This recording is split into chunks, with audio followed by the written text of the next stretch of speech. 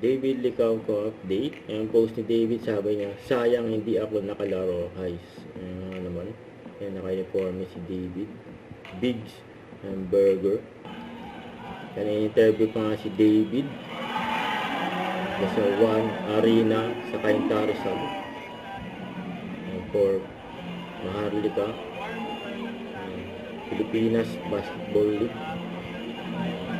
Meron din nakasupport ng mga fans ni David eh. So ito pa yung interview kay David.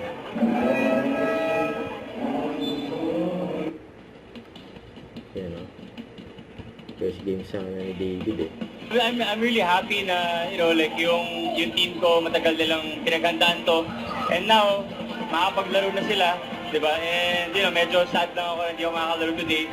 Kasi nga, because of the license na I wasn't able to fill up dahil I came from Australia at tapings and all that. So, hopefully, in the next few games, makalaro na ako. Ako naman, I try my best not to expect, di ba? But I see a team na they are really working hard para manalo for Marikina. So, just to be part of it just to be part of a team, I'm just really happy. To the Marikina people, sana manood kayo ng games ng team natin, Marikina Shoemakers.